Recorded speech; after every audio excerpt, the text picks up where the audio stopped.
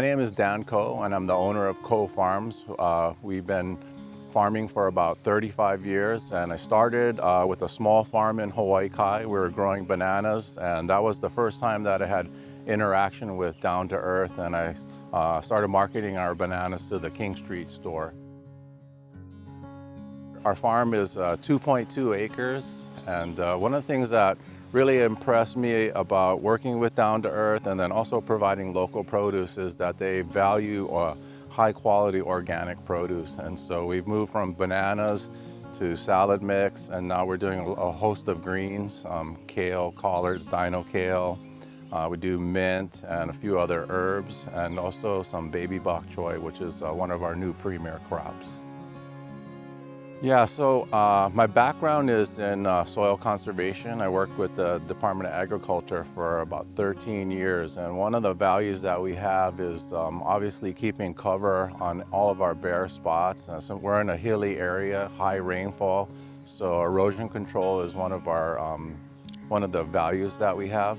But we're also into really sustainable practices as far as using compost and mulches from local sources. So a lot of the fertilizers and the soil fertility that we use comes from locally produced composts and manures. We're also into minimizing our impact on the environment by reducing the use of any kind of fungicides or insecticides. Everything we do, we're the first certified organic farm on Oahu, and so we kind of had those values. And the reason that we have it is because I raised my children, I have 5 kids on the farm, and I didn't want them to be exposed to those kind of chemicals. And so we decided to make a change early on that we would follow organic practices, become certified, and then it really fits in well with what Down to Earth is trying to do. And then I think what the customers want is they want highest quality produce at an affordable price. Well, one of the things that's important, I think, for local farmers is that they have a steady clientele. I mean, a lot of our produce, we're competing not with local farmers here in Hawaii, but we're really competing with the West Coast. And so the West Coast can offer quality produce at a cheaper price.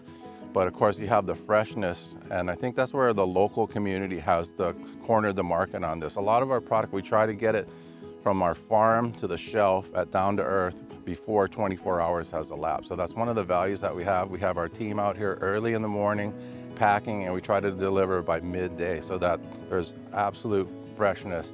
And that helps to preserve the quality of the crops because there's a lot of shrinkage. So the mainland shrinkage is pretty high, but I think the local produce is low. And of course, there's other reasons of just economic viability. Every dollar that's generated and stays in Hawaii helps to generate, numerous jobs in the community, and that's important. I mean, we have vendors that we get paper products, different kind of packaging products, and then the people that use our products as well. So I think staying in Hawaii, grown in Hawaii, that's important for everybody. So when we first started, and this was back in the early 80s, even late 70s, early 80s, I had a banana farm, and it was just a small farm, maybe about an acre. And I was in high school, I didn't really know what I was doing. And so I walked in, I called Down to Earth, and this was the King Street location, and I asked them if they were interested in buying some produce, some bananas. They said, bring it by. So not knowing better, I brought the whole bunch in, and they said, oh, we really need them in a box.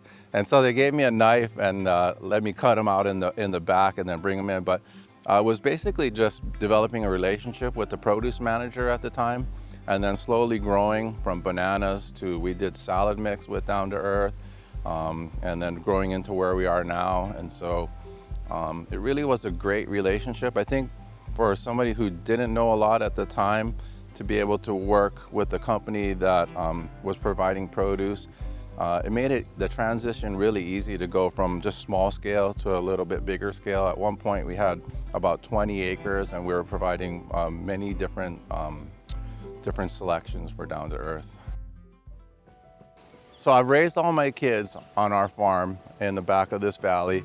We've been here for over 30 years and now have 5 grandkids. And my hope is that one of my kids will come back and take over the farm, and that my grandkids will also have this experience. But really looking towards the future, and the future for a lot of young people in Hawaii is that I think we can change our paradigm on thinking that we need to expand and have these big acreages in order to be economically viable. I think if we look at the trend that's going on with some of the leaders in agriculture, we'll find that there's a trend to be more intensive and have less extensive or bigger farms. In other words, the trend is to have a smaller farm that's more concise, easier to manage, and also economically viable. And so I think we're going to see that transition. You know, Hawaii's sometimes slow to adopt these things, but I think we're going to see this transition to intensive agriculture move to Hawaii, where people can say, I don't need 10 acres to provide for my family, but probably 1 to 2 acres is more than I need if I'm doing it correctly. And I think that's really where the future of agriculture is going to go, not only here in Hawaii, but also nationwide. My favorite item, the Down to Earth Deli is awesome. And my favorite item at the Down to Earth Deli has to go into 2 categories. One of them is the entree and the other one is a dessert. I love the Korean spicy tofu. I'm not sure if that's exactly the name of it, but that's one of my favorite dishes there with some of the curries that they have. And then of course you can't have just the curry. Every time I go to Kakako store or the Kapolei store, you can't just have the entree, you gotta have the cookies. And so I usually open up the cookie thing and probably try to get a few cookies for everyone else, but on the drive back home, I usually end up eating them all. But the cookies are incredible.